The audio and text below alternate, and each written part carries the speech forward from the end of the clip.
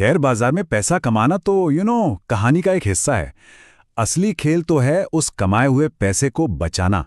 तो आज हम स्टेप बाय स्टेप ये समझेंगे कि शेयर बाजार के प्रॉफिट पर लगने वाले टैक्स को बिल्कुल लीगल तरीके से कैसे कम किया जा सकता है, या कई बार तो पूरी तरह से खत्म भी किया जा सकता है। चलिए एक बहुत ही मजबूत आइडिया से शुरू करते हैं। देखिए, मार्केट का रिटर्न तो अनिश्चित होता है, आज ऊपर कल नीचे। लेकिन एक रिटर्न ऐसा है जो बिल्कुल गारंटीड है, और वो है टैक्स में बचाया गया हर एक रुपया। इसे ऐसे सोचिए, टैक्स बचाना ही आपका पहला और सबसे सेफ प्रॉफिट है। स्क्रीन पर ये जो नंबर दिख रहा है, 1,09,375 रुपए, जानते हैं ये क्या है? ये वो टैक्स है जो एक इन्वेस्टर 10 लाख के प्रॉफिट पर बस यूं ही चुका देता है, बिना किसी प्लानिंग के। ये पैसा कहीं और काम आ सकता था, लेकिन ये सीधे चला गया। पर अच्छी खबर यह है कि इस 1 लाख से ज्यादा के टैक्स को ना सिर्फ कम किया जा सकता है, बल्कि सही प्लानिंग से इसे बिल्कुल शून्य तक लाया जा सकता है। और हाँ, ये सब कुछ कानून के दायरे में रहकर होता है। कैसे? उसी का तो ये पूरा स्टेप बाय स्टेप प्लान है। तो ठीक है, अगर टैक्स बचाना एक मजबूत इमारत बनाने जैसा है, तो सबसे पहले इसकी नींव, इसकी फाउंडेशन समझनी होगी। और ये फाउंडेशन है 2 तरह के कैपिटल गेन्स।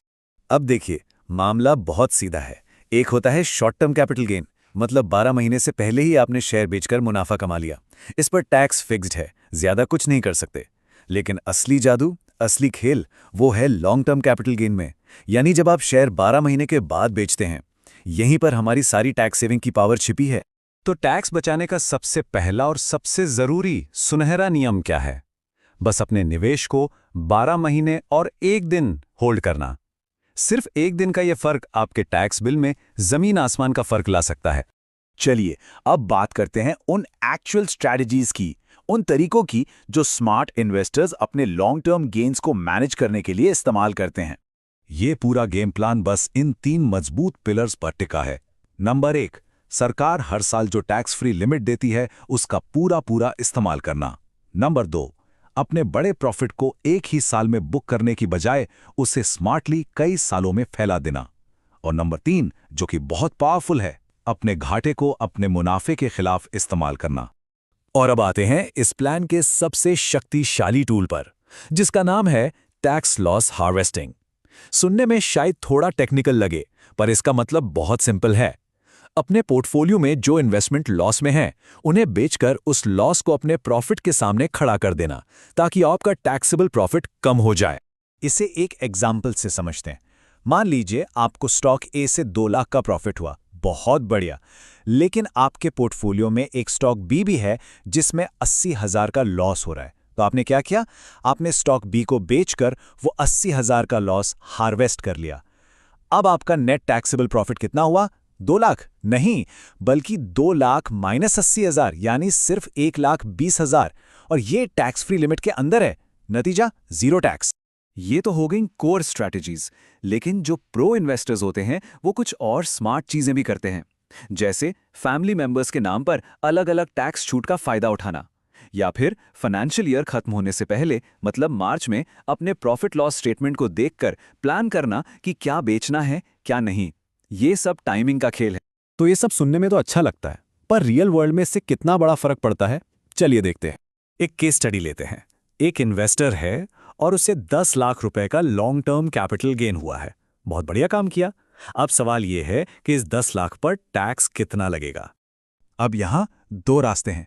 एक है गलत तरीका, जहां सारा का सारा 10 लाख का प्रॉफिट एक ही साल में बुक कर लिया, और दूसरा है स्मार्ट तरीका, जहां उसी प्रॉफिट को थोड़ा प्लान करके 8 सालों में बांट दिया।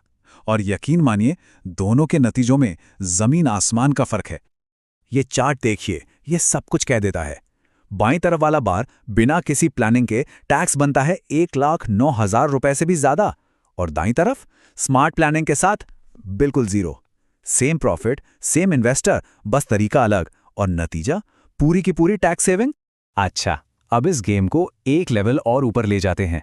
मान लीजिए प्रॉफिट 10 लाख नहीं 50 लाख रुपए है। अब क्या?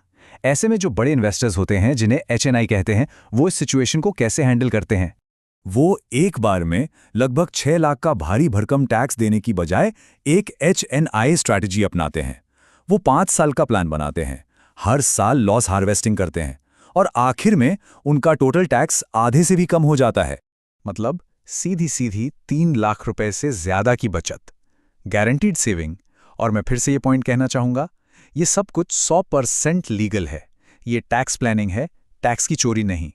तो सवाल यह है कि इन सब चीजों को एक सिस्टम में कैसे ढाला जाए। चलिए एक फाइनल फ्रेमवर्क, एक चेकलिस्ट तैयार करते हैं। एक आदर्श टैक्स सेविंग फ्रेमवर्क में ये 4 आदतें होती हैं।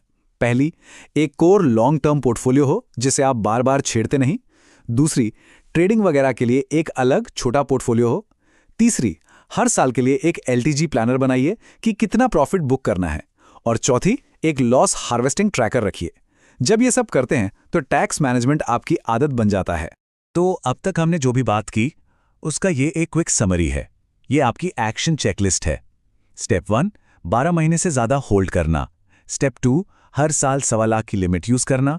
स्टेप 3, प्रॉफिट्स को बांटना। स्टेप 4, लॉस हार्वेस्ट करना। और इसी तरह आगे। ये आपका पूरा रोड मैप है। और आखिर में बस यही एक बात याद रखने वाली है, मार्केट का रिटर्न अनिश्चित है, कोई नहीं बता सकता कल क्या होगा। लेकिन टैक्स सेविंग वो गारंटीड है। वो एक ऐसा रिटर्न है जो सिर्फ और सिर्फ आपकी प्लानिंग पर निर्भर करता है।